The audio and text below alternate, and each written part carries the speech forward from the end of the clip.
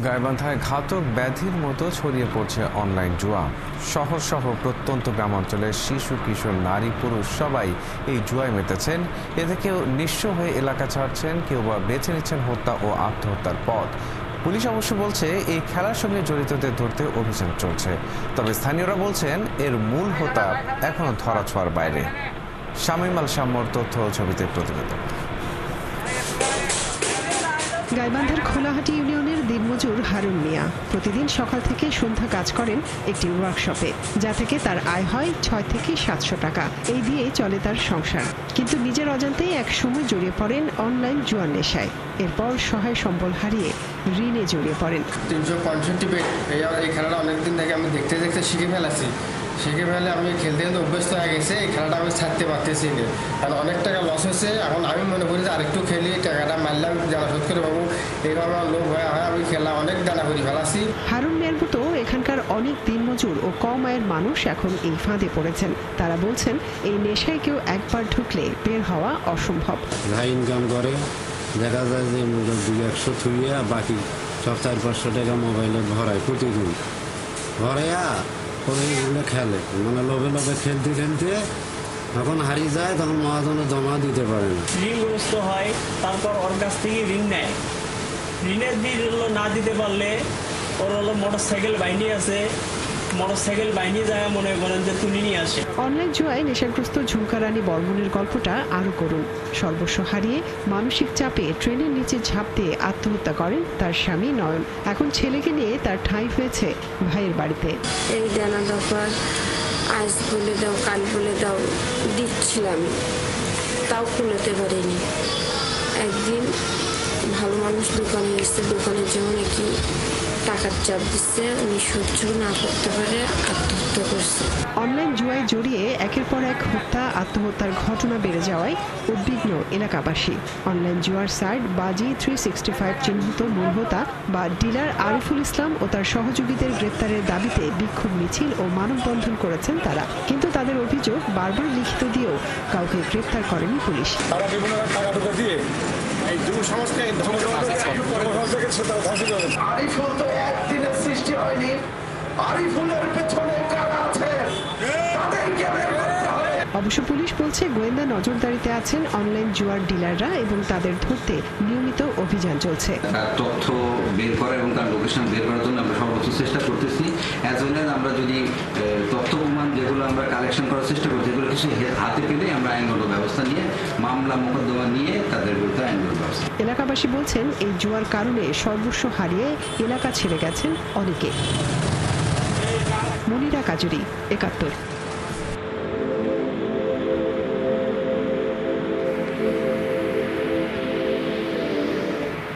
আসলে ভাই এটা মানুষের লাইফকে একদম হেল করে দেয়। আমার জীবনটাকে এটা শেষ করে দিছে ভাই। আপনি কতদিন ধরে OneXBet-এর সাথে জড়িত আছেন? জি, আমি OneXBet-এ জড়িত আছি গত 2 মাস যাবত।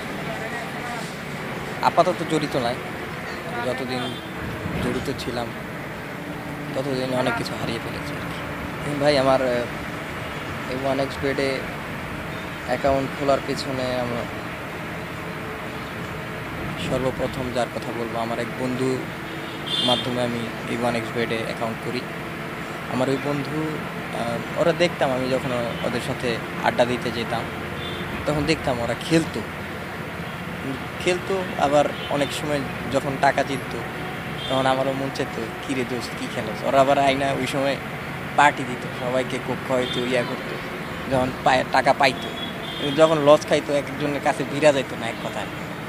পরে আমিও একদিন শখ করলাম যে আমিও একটা অ্যাকাউন্ট করব, কিন্তু সেই মুহূর্তে আমার কাছে টাকা ছিল না। তো বাসায় আমি দীর্ঘদিন ধরে একটা মোবাইলের কথা বলে আসছিলাম। তো ওই মোবাইলের কথা বলে আস্তে আস্তে ওই OneXBet যখন আমি দেখি তখন মোবাইলের ব্যাপারটা নিয়ে আরও বেশি বাসায় পেইন দিতে থাকি আর প্যারা দিতে থাকি। ফলে ওই প্যারা দেওয়ার পর আমাকে মোবাইল কেনার জন্য কিছু টাকা দেওয়া হয়। তো সেই টাকাটা আমি মোবাইল না কিনে সেই টাকাটা দিয়েই আমি মূলত এই অ্যাকাউন্টটা করি। যে আমাকে বাসা থেকে মোবাইল কেনার জন্য প্রায় 40,000 টাকা দেওয়া হয়েছে। 40,000 টাকা দিয়ে গিয়ে আমি ওই বন্ধুকে বলে ওইখান থেকে আমি কম দামে একটা নর্মাল ফোন কিনি, প্লাস বাকি টাকা দিয়ে আমি ওই অ্যাকাউন্টে ওই টাকাটা ঢোকাই। অ্যাকাউন্টে ঢোকার পরে ওই যখন আমি খেলাটা শুরু করি, প্রথম অনেক টাকা আয় করি, কিন্তু পরবর্তীতে যেটা ঘটে সেটা ওই আমার যে ফোনটা আমি কিনছিলাম ওই ফোনটা পর্যন্ত বিক্রি করে আমি ওই খেলায় খেলছি। 1xBet আমি ইন করছি ওই টাকাগুলো। তো সেই ক্ষেত্রে আমার ফ্যামিলির ভিতরে আমি অনেক ঝগড়া করছি, আমার ফ্যামিলি অনেক কষ্টে দিন কাটাইছে, আমি ফ্যামিলিতে অনেক প্যারা দিয়ে অনেক টাকা নিছি। এমনও টাইম গেছে ঘর থেকে অনেক জিনিসপত্র নিয়ে আমি বিক্রি করে ওই জুয়ায় ইন করছি। কিন্তু এটা একটা নেশার মতো সাইড হয়ে যায়। আমি ম্যাক্সিমাম টাইম ক্যাসিনোতে খেলতাম, তারপরে বিভিন্ন খেলায় ধরতাম টাকা, এভাবেই আর কি।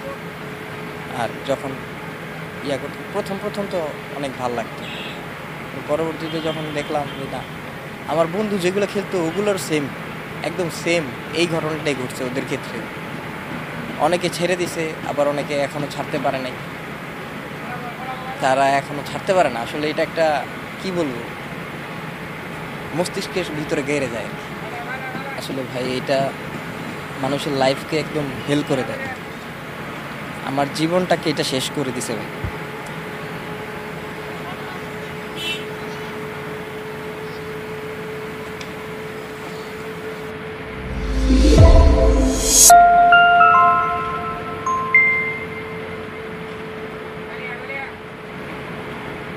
আচ্ছা, আপনি কি এখনও জুয়া খেলা খেলেন নাকি ছেড়ে দিয়েছেন? আমার যে গবেষণা, আমার যে রিসার্চ, তার মধ্যে দেখতে পাচ্ছি যে এখন পর্যন্ত 95% যারা সিদ্ধান্ত নিয়েছেন যে জুয়া খেলা ছেড়ে দেব, কিন্তু তারা এখনও খেলা ছাড়েনি। কেননা আমি আমার যে আরেকটা ভিডিও ছিল যে জুয়া খেলা ছাড়ার 5টা উপায়, সেই ভিডিও যেখানে প্রায় 200টার মধ্যে এখন পর্যন্ত কমেন্ট করছে, কিন্তু ওই 200টা কমেন্টের মধ্যে যদি আমি একটু বিচার বিশ্লেষণ করি, দেখতে পাবো যে ওখানে প্রায় 95% কমেন্ট এমন কমেন্ট যেগুলো থেকে তারা বোঝা যাচ্ছে এখনও জুয়া খেলা ছাড়েনি বা ছাড়তে পারতেছে না। কেন পারতেছে না? কারণ তারা জুয়া খেলতে খেলতে এমন একটা গ্যারাকলে পড়ে গেছে, তারা ওখান থেকে ফেরত আসতে পারতেছে না। মূলত এই কারণে ফেরত আসতে পারতেছে না যে তারা জুয়া খেলার সময় যে টাকাটা লস করছে, তারা ভাবতেছে এত টাকা লস হয়ে গেল, এখন টাকা তো আমার ব্যাক না করলে আমার তো লাইফ শেষ, তো আমি আরেকটু খেলি, ওই টাকাটা ব্যাক করব, অর্থাৎ আমার যে লসটা হয়েছে, লসটা আমি যদি রিকভার করতে পারি তাহলে পরে আমি আর জুয়াটা খেলবো না, অর্থাৎ আমি ভালো হয়ে যাব, নামাজ কালাম পড়বো, বাড়িতে সুন্দরভাবে চলাফেরা করব। কিন্তু তারা এটা পারতেছে না, কারণ এই যে 200টা কমেন্ট আমি বললাম, ওই 200টা কমেন্টের মধ্যে এমন কমেন্ট আছে যেগুলো পড়লে একজন সাধারণ মানুষের এমনিতেই চোখ দিয়ে পানি বের হবে। কেননা এই কমেন্টগুলোতে কেউ এমনভাবে কমেন্ট করছে যে তারা যে ঈদের সময় বাড়িতে যাবে, তো বাড়িতে যাওয়ার জন্য যে কেনাকাটা থেকে শুরু করে যে খরচাপাতি আছে সেগুলোর টাকা দিয়ে কী করছে, সে জুয়া খেলছে। জুয়া খেলে হারে গেছে, হারে যাওয়ার কারণে সে বাসায় যাইতে পারতেছে না, তার বাচ্চা, তার বাবা মাকে, তার স্ত্রীকে কাপড় দিতে পারতেছে না। এই ভয়ে সে মিথ্যা কথা বলতেছে যে আমি এইবার বোনাস পাইনি, বেতন পাইনি, সে জন্য যাইতে পারবে না। একইভাবে অনেক প্রবাসী ভাই আছে যারা কমেন্ট করছে, ওখানে কমেন্ট করে বলতেছে, বা আমার হোয়াটসঅ্যাপ নাম্বার যেখানে আছে সেখানে তারা আলোচনা করে বলছে যে তারা যে মাসে 50,000 1 লক্ষ পর্যন্ত কামাই করে, তারা কিন্তু সেটা মাসের 10-15 দিনের মধ্যে শেষ করে ফেলে। কারণ ওই একই অবস্থা, তারা জুয়ে খেলে অনলাইনে খেলতে খেলতে তারা এমন অবস্থা পৌঁছে গেছে, তারা ওখান থেকে সরে আসতে পারতেছে না, তারা ওই টাকাটা 10-15 দিনের মধ্যে শেষ করে ফেলতেছে। ফলে বাসায় টাকা যেমন পাঠাচ্ছে না, একইভাবে তারা কী করতেছে, আবার ওই সব লোকদের যে আশেপাশের যে ভাই বন্ধু আছে তাদের কাছ থেকে টাকাগুলো ধার নিচ্ছে, ধার নিয়ে এবং তারা নতুন করে আবার জুয়া খেলতেছে। আর তাদের মধ্যে যে একটা প্রবণতা ছিল যে তারা টাকাটা ব্যাক করলেই জুয়া খেলা ছাড়ে দেবে, সেই চিন্তা কিন্তু এখনও আছে, এবং আশা করি সবার মধ্যে এই জিনিসটা আছে যে আমি যখনই আমার টাকার লসটা যেটা আছে সেটা আমি তুলতে পারবো, তখনই আমি কিন্তু জুয়া খেলা ছাড়ে দেবো। কিন্তু আপনি বিশ্বাস করেন আর না বিশ্বাস করেন, আপনার পক্ষে এই টাকা তোলা কোনোভাবেই সম্ভব না। হয়তো 1000 জনে একজন এই টাকাটা তুলতে পারবে বা লাভের মধ্যে থাকবে, কিন্তু বাকি সবাই কিন্তু লসের মধ্যেই থাকবে। তাই যারা এখন ভিডিওটা দেখতেছেন অবশ্যই মনে রাখবেন যে আমার টাকাটা উঠবে না, আমার যে 50,000, 10,000, 20,000, 1 লাখ, 2 লাখ টাকা লস গেছে সেটা যাক, আমি আর লস করতে চাই না, যা হওয়া তো হয়ে গেছে। কিন্তু আমি যদি এই লসটা তোলার জন্য নতুন করে খেলতে থাকি, তাহলে তো আপনার তো যা ক্যাশ ক্যাপিটাল আছে সব তো শেষ হবেই, বাড়ির জমি জমা থেকে শুরু করে সব শেষ, আপনার সর্বশেষ জীবনটাও শেষ হয়ে যাবে। তাই এখান থেকে একটাই কথা, এখনই সিদ্ধান্ত নেন যে আমি খেলবো না, আমার 2 টাকা লস গেছে, 10 টাকা লস গেছে, 10-20 টাকা লস গেছে যায়, ওটা শেষ। আমার ওই হিসাব আর ধরে লাভ নাই, এটা আমার ভাগ্যে লেখা ছিল, আমি ভুল করছি, আমার ফল আমি পাইছি, আমি এখন থেকে এখান থেকে সরে আসবো। এবং দেখেন আপনি হয়তো 2 মাস 6 মাস পর আপনার একটা সুন্দর জীবন অতিবাহিত করতে পারবেন, নয়তো কিন্তু আপনি কিন্তু আর কোনোদিনও ফেরত আসতে পারবেন না। তো ভিডিওটা কেমন লাগলো এবং আপনার কোনো মতামত থাকলে অবশ্যই কমেন্ট বক্সে জানাবেন। আচ্ছা, শুরুতে একটা প্রশ্ন করি, আপনি কি অপরিচিত কাউকে কোনো ধরনের যাচাই বাছাই ছাড়াই লাখখানিক টাকা দেবেন? কেন এই প্রশ্নটা করলাম তা একটু পরেই বুঝতে পারবেন। চলুন চিঠিতে চলে যাই। আজ মূলত একই বিষয়ের উপর 2টি ঘটনা তুলে ধরব। প্রথম ব্যক্তি লিখেছেন, আমি আমার লাইফ নিয়ে কিছু বলতে চাই। আমি অনলাইনে জুয়া খেলে সর্বহারা, কি করতে পারি? এই প্রশ্ন যদি করেন তাহলে আমাদের কাছে সহজ উত্তর হলো আর জুয়া খেলবেন না। তারপর তিনি লিখেছেন, আপনার ভিডিও দেখি তাই এই পথে কেউ যেন না যায় তার জন্য আপনাকে বললাম। ভালো কথা, আমার সব কিছু শেষ ভাই। অনলাইনে জুয়া খেলে প্রায় 5 লাখ টাকা নষ্ট করেছি। এই অনলাইন জুয়ার কারণে আমার চাকরিটাও চলে গেল। তাই এখন সুইসাইড করা ছাড়া কোনো উপায় নাই। না, সুইসাইড করা কোনো উপায় হতে পারে না, এটা ছাড়া আরও অনেক উপায় আছে। নিশ্চয়ই আপনার বয়সও অনেক কম, কারণ অনেক ম্যাচিউর যারা হয়ে গেছে তারা অনলাইনে জুয়া খেলে না, তারা অনেক কিছু বোঝে, বেশিরভাগ সময়ে খেলে না। সুতরাং সুইসাইড করার কথা চিন্তা করার দরকার নেই। আপনার জীবনে হয়তো অন্যরকম আরও ভিন্ন রকম কিছু অপেক্ষা করছে। তারপর তার কাছে আমরা জানতে চাইলাম কেন আপনার চাকরি গেল। তিনি জানান, বস জেনে ফেলেছিল যে আমি অনলাইন বেটিং করি। মঞ্জুরুল ভাই, প্লিজ একটু হেল্প করেন, আমার মতো কেউ যেন আর না যায় এই পথে। আপনার মতো আর কেউ যেন না যায় এই পথে, সেই হেল্প করার জন্য আমরা অনেক ভিডিও বানিয়েছি। সেটাতে আপনারও হেল্প হয়নি, আপনি দেখেছেন, সেই সময় কিছু বলেননি, কিন্তু ধরা খাওয়ার পরে আবার আমাদের কাছে বলতে এসেছেন। আমরা আসলে ঠিক বুঝতে পারছি না যে কী ধরনের সাহায্য চাচ্ছেন। তবে আরও 5 লাখ টাকা সংগ্রহ করে যদি আমার কাছে পাঠান তাহলে কথা দিচ্ছি আপনার জুয়া খেলা চিরদিনের জন্য বন্ধ হয়ে যাবে। মানে আপনি আমার কাছ থেকে সহযোগিতা চেয়েছেন, আমরা এর আগে অনেক ভিডিও করেছি, সেগুলো হয়তো মানুষজন শেয়ার করেনি, যাদেরকে দেখানো দরকার তাদেরকে দেখায়নি। আপনি যখন ধরা খেয়েছেন তখন দেখেছেন। সুতরাং একটাই সমাধান আছে, আপনি আমার কাছে 5 লাখ টাকা পাঠাবেন। এই 5 লাখ টাকা যদি পাঠাতে পারেন, আমি কথা দিচ্ছি যে আপনার জুয়া খেলা চিরদিনের জন্য বন্ধ হয়ে যাবে। এবার দ্বিতীয় চিঠি, তিনি লিখেছেন, আমার কিছু কথা ছিল। আচ্ছা বলেন তাহলে। আপনার সব ভিডিও দেখি, আশা করি আমাকে একটা সুপরামর্শ দেবেন। ভাই, দেশেও আমি জুয়ায় আসক্ত ছিলাম। অনেক টাকা লস করার পর বাপ এগুলো দেখে আমাকে বাইরে পাঠিয়ে দেয়। বিদেশে আসার পর কিছুদিন ভালোই ছিলাম। এখানে এসে বন্ধুদের সাথে পরিচয় হয়, ওরাও জুয়া খেলে, আবারও আমি জুয়ায় আসক্ত হয়ে যাই। কথায় বলে না, সঙ্গ দোষে লোহা ভাসে। আপনি বারবার তেমন সঙ্গই বেছে নিচ্ছেন যেটা আপনাকে জুয়ার দিকে নিয়ে যাচ্ছে। আপনার আশেপাশে হয়তো জুয়া খেলা ছাড়া অন্য মানুষও থাকতে পারে, তাদেরকে কেন সঙ্গী হিসেবে বা সঙ্গ হিসেবে বেছে নিচ্ছেন না সেটা আমার কাছে পরিষ্কার নয়। এখন আমার কাছে মনে হয় আমি মানসিক রোগী হয়ে যাচ্ছি। তিনি লিখেছেন, 2 বছর যাবৎ বাড়িতেও টাকা দিতে পারছি না, ভাবি আর খেলবো না, তারপরও টাকা যে সময় হাতে আসে আবারও টাকা অনলাইনে ভরি।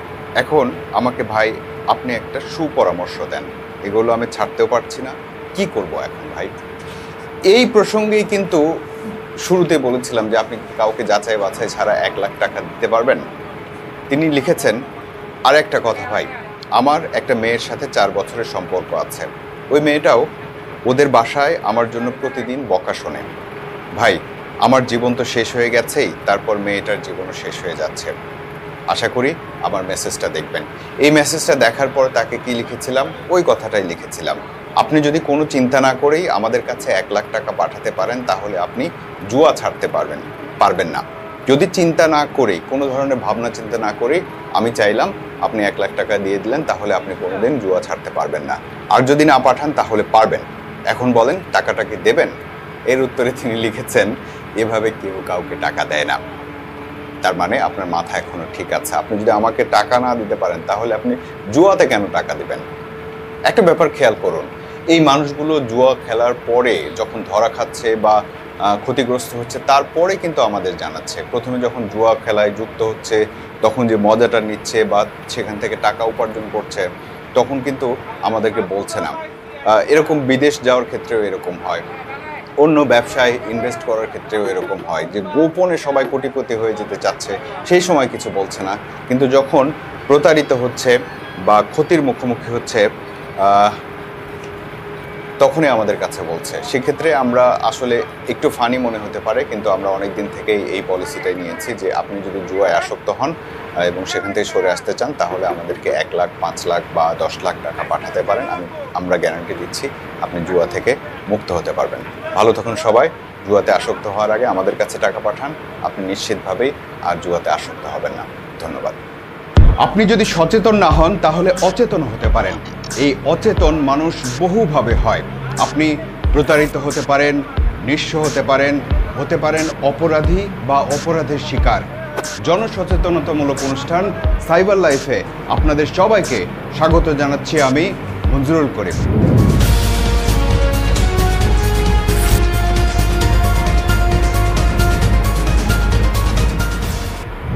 সাইবার জগতে আপনার জন্য অদৃশ্য সব জাল পাতা আছে। আপনি কখন যে কোন জালে পা দেবেন আর আপনার পা আটকে যাবে বুঝতেই পারবেন না, কারণ সেই জালগুলো হয়তো আপনি আপনার হাতের মুঠোতেই ধরে রাখেন। সাইবার লাইফের এবারের বিষয় অনলাইন জুয়া। 16 মার্চ 2022 ঢাকা মেট্রোপলিটন পুলিশের মিডিয়া সেন্টারে সাংবাদিকদের বিশেষ এক খবর দেওয়ার জন্য হাজির হয়েছেন গোয়েন্দা পুলিশের ঊর্ধ্বতন কর্মকর্তারা। ক্লুলেস একটি হত্যাকাণ্ডের রহস্য উদ্ঘাটন এবং আসামি গ্রেপ্তার সংক্রান্তে আজকের এই মিডিয়া ব্রিফিং হচ্ছে। এই টেবিলে রাখা জিনিসপত্রের দিকে নজর দিন। 600 টাকা, একটা ছেঁড়া মানি ব্যাগ, একটা মোবাইল ফোন, অল্প কিছু স্বর্ণালংকার আর একটা ছুরি। এই ব্যক্তির নাম হৃদয় ব্যাপারী।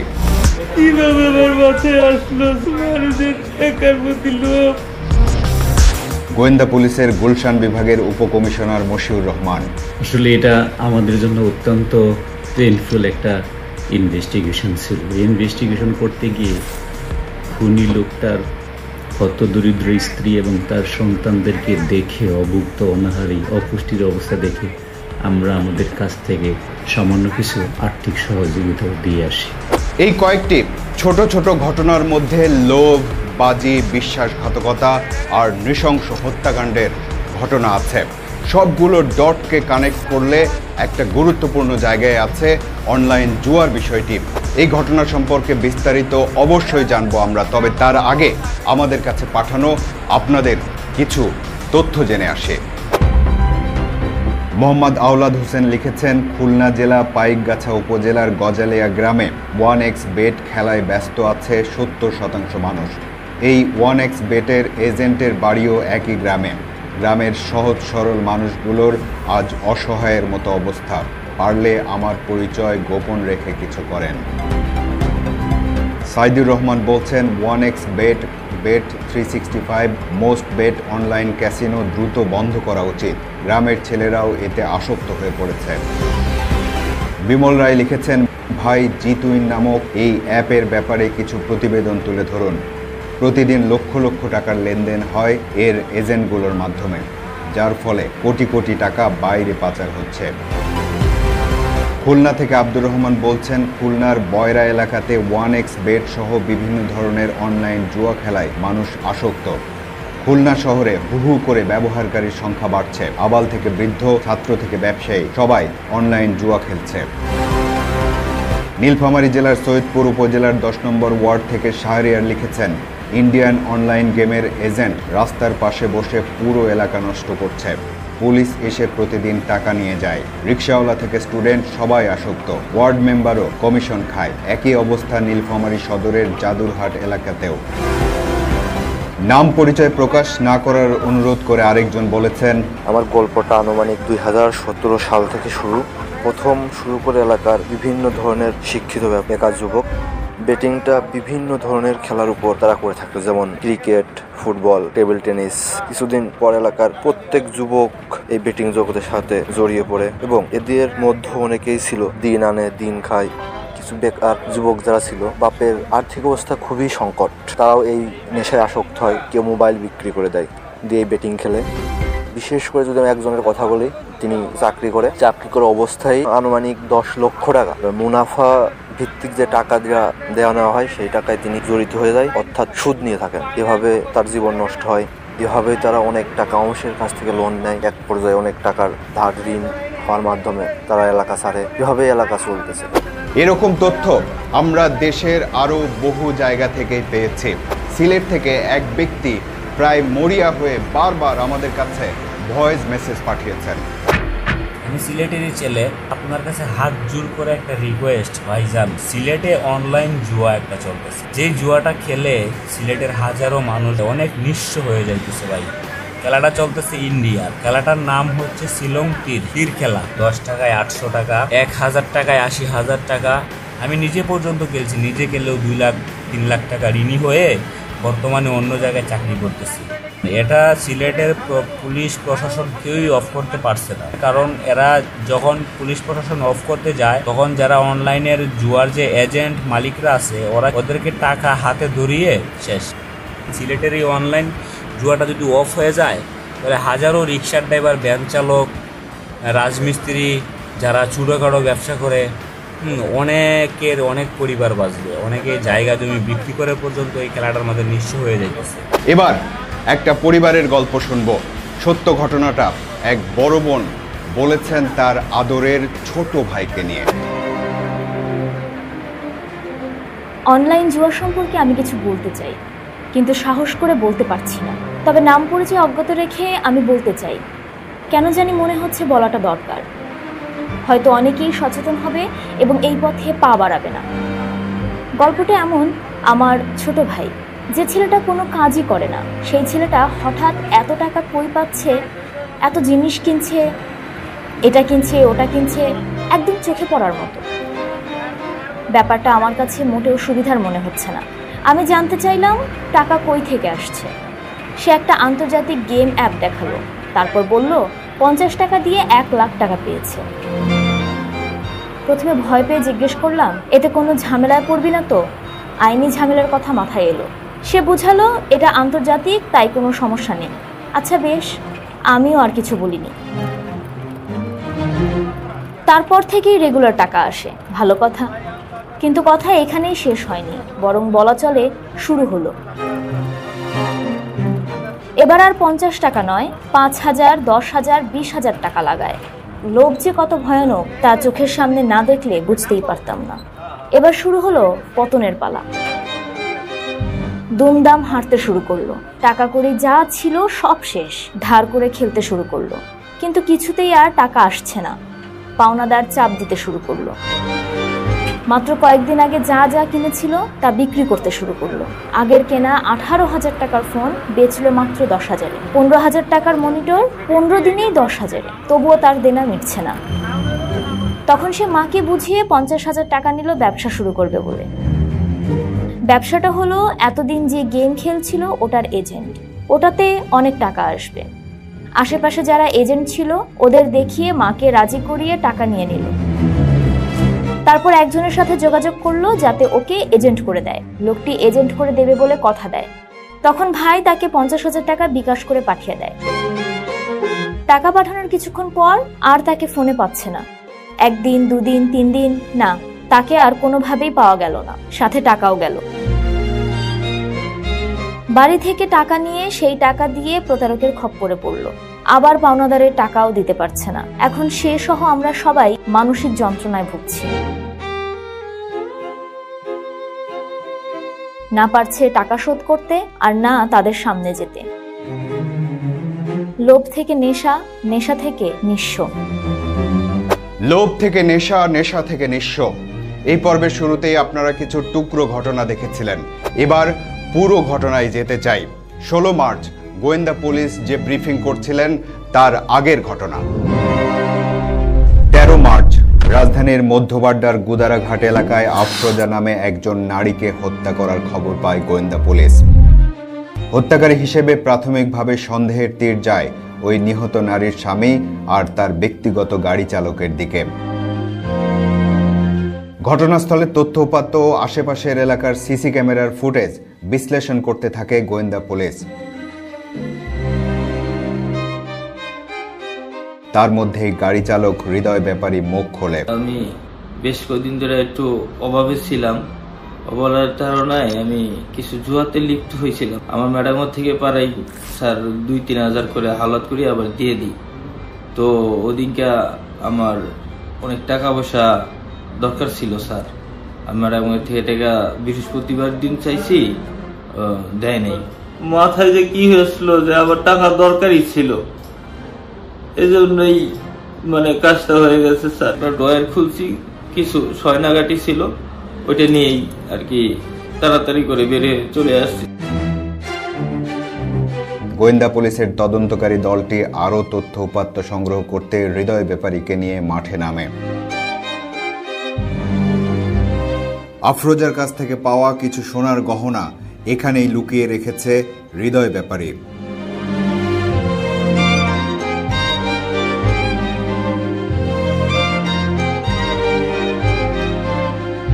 তিন সন্তান নিয়ে হৃদয় ব্যাপারীর অভাবের সংসার, কিন্তু সে অভাব কম উপার্জন থেকে সৃষ্টি হওয়া নয়। সে নিজে প্ল্যান করে তাকে গলা কেটে হত্যা করেছে। এই জঘন্য কাজটা সবচেয়ে কষ্টদায়ক এবং নৃশংসী হত্যাকাণ্ডটা সে করেছে মূলত তার পরিবারকে ভরণ পোষণ করার জন্য। এই কাজটা সে করেছে জুয়ার টাকা সংগ্রহ করার জন্য। আরও 6 বছর আগে থেকে আফরোজার গাড়ি চালক হিসেবে কাজ করে হৃদয় ব্যাপারী। মাস 6 আগে বিয়ে করেন আফরোজা। সেদিন থেকে হয়তো তার গহনাগুলোর উপর নজর পড়েছিল হৃদয় ব্যাপারীর। আশা করছিলাম উনি তো ভয় পাওয়ার লোক না স্যার, আর আমি তো অনেক বিশ্বাস্ত ড্রাইভার, ওনাকে যে ভয় দেখাইব দিবে না স্যার। টাকা চাইছি, দেয়নি স্যার। আমি ভাবছিলাম ওনাকে তাইলে মেরে 15-16 ভরি গয়না ছিল, ওইটা নিয়ে পালাই যাওয়ার প্ল্যান ছিল স্যার, কিন্তু পাইনি স্যার। লোভের কাছে বিশ্বস্ততার পরাজয়। বেতন দিত ঠিক মতো, মানে ওই বেতনে আমার হয়েছিল। আমি তো একটা জুয়ায় লিপ্ত ছিলাম, কিছু টাকা যাওয়ার পরে আর কি প্রতি মাসে আমার এরকম 2-3 হাজার করে হালাত করা লাগতো।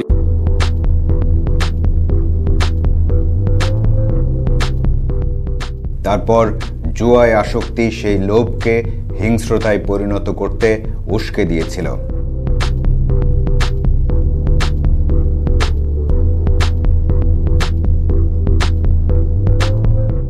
এই জুয়াটা, অনলাইনে জুয়াটা অনেকেই খেলে। আমার একজন অনলাইনে এই করে দিছে যে যদি মানুষের কাছে হালাত না চাইয়া 1000-2000 টাকা এখানেই করা তুই এখান থেকে কামাইতে পারবি, কারো কাছে তোর চাইতে হবে না। এটা 365 একটা বেড বলে, সেই বেডে আর কি স্যার নিজের পরিচয় পত্র সবকিছু দিতে হয়।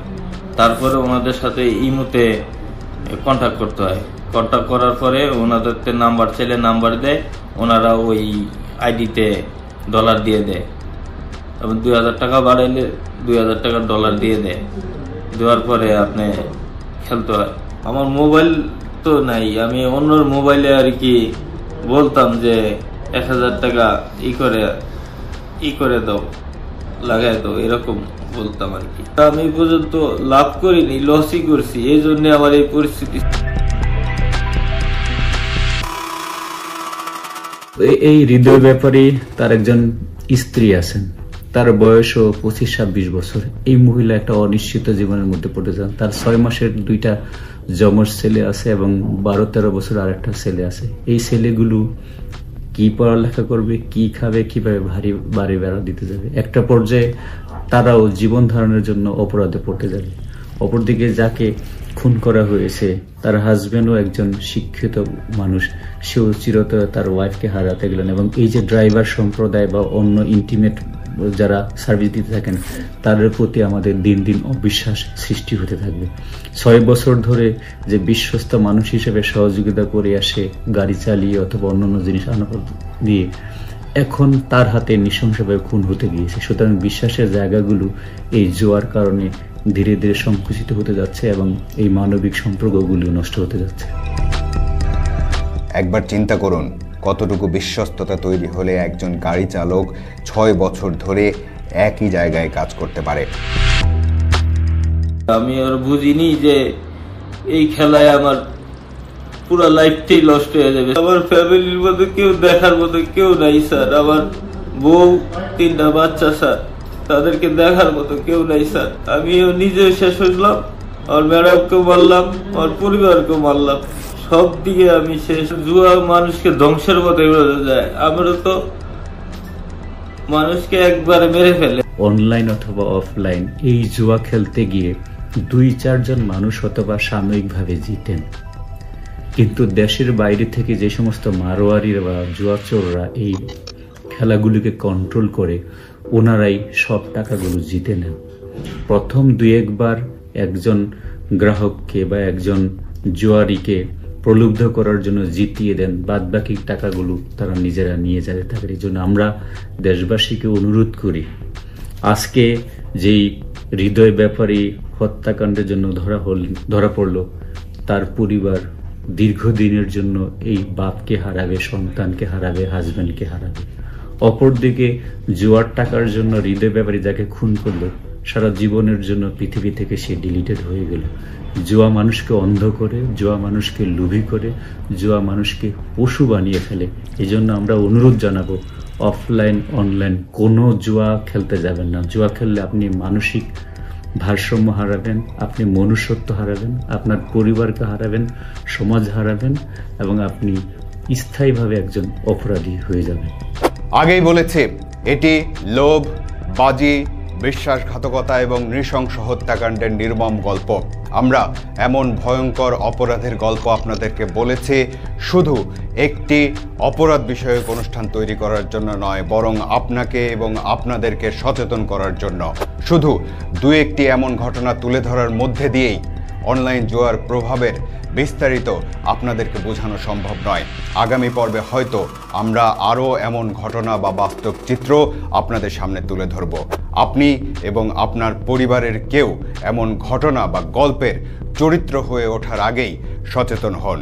ভালো থাকুন। সন্ধানে অনুসন্ধানে, ভালো লাগায় ভালোবাসায়, আলোচনায় সমালোচনায় সাথে থাকুন।